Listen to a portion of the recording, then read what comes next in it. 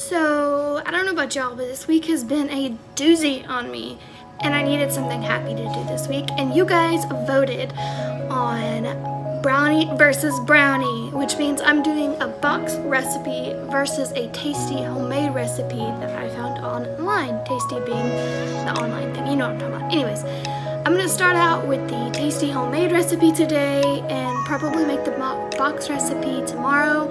That way I don't feel so bad making so much brownies. That and I'm on bakes, so I'm not going to the store. Let's get started. Maybe. Should I make both? Should I just go to the store? No.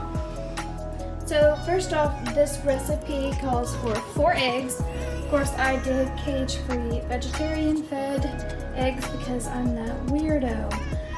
It also calls for a stick of butter. I use Irish butter so it doesn't come in a stick, so 4 ounces, which is half of an Irish butter. It calls for 2 teaspoons of pure vanilla extract. It calls for a cup of flour. It calls for 7 ounces of chocolate chips, and it calls for 1 3/4 cups of sugar. That is a lot of sugar, and I don't normally use sugar in things. If I use sweetener, it's honey. So these might be like really sweet to me. And it calls for some sea salt. So the first thing I'm gonna do is preheat my oven.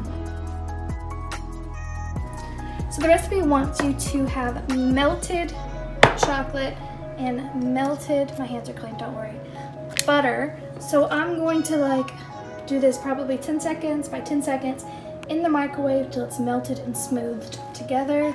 Don't burn your chocolate because it's really easy to do. That's why I put the butter already in there. It helps coat the chocolate, especially since this is semi-sweet chocolate, which I forgot to tell you because I am not very good at telling recipes. So I'm gonna melt that real quick. So our chocolate is melted. We're going to get a big bowl. Go ahead and pour it in there.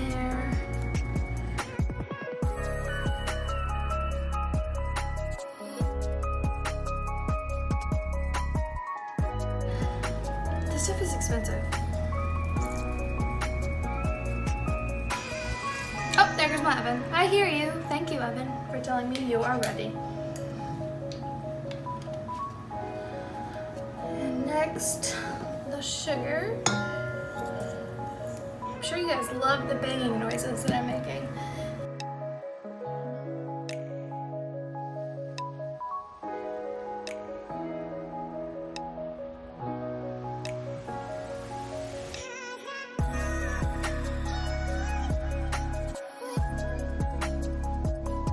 Our butter and chocolate have cooled down a little bit. We're gonna go ahead and add our eggs. Now, pro tip, if you compost, rinse out your eggs with some lukewarm water like your eggshells, and then compost really well. If you don't rinse them out, and it's gonna smell like rotten eggs, like those Easters that your mom forgot where she hid an egg. And it stinks for all eternity. Yeah, don't do that. So next we're going to beat this.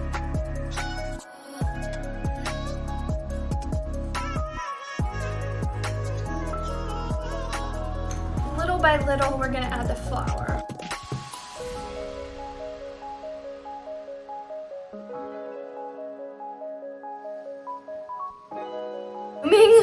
That this is what it should look like. I've never made this recipe. Next, we're going to grease or butter a 9x9 dish and put it in the oven. But first, I forgot, we need to add a few shakes of sea salt.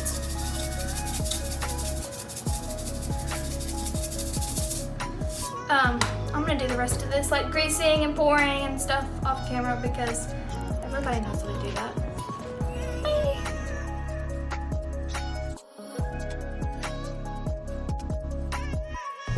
So this is the finished look at the tasty recipe brownie. It was really tasty, really fudgy, pretty easy, but I found it to be a little bit too salty, and Craig did too. I don't know, the second day after I ate it, when it set for a day, for some reason the salt didn't bug me as much. But when I first tried it, it was almost like, oh my gosh, way too much salt. Okay, so today we're gonna do the box brownies, and I've got all my ingredients pre-measured out, which is, I mean, every box is gonna be different, but my box calls for half a cup of oil, 3 tablespoons of water, and 2 eggs, and an oven set to 350 and a greased pan. It's not like you guys haven't seen this before, but I'm gonna go ahead and film it. My camera wasn't filming, but I mixed everything together in a bowl. Like I said, you've seen that before. The oven set to 350, and I'm gonna put it in for, let's see, 50 minutes. Good Lord. 50?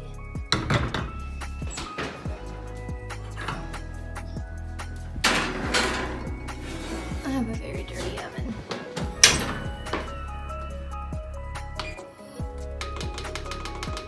This seems excessive. I'm gonna have to like come check on it. Good Lord. Okay. Alright, so we'll see how that goes. Yes, I know. I am notably less cute than I was yesterday. So I'll let you guys see the finished product. For you, it'll be like right now. For me, it'll be an hour away. Okay, bye. So here's the deal. We all know what this tastes like, what a box brownie tastes like. In my opinion, the homemade brownies had more taste. These taste a little bit like bland. They're more fudgy in the middle, but they're not as like show-stopping, but they're really a familiar taste, and honestly they are a lot easier. They're a good bit cheaper, but with the other ones you know what you're putting in them. So I hope you guys like this video. I'll see you guys next week. Love you.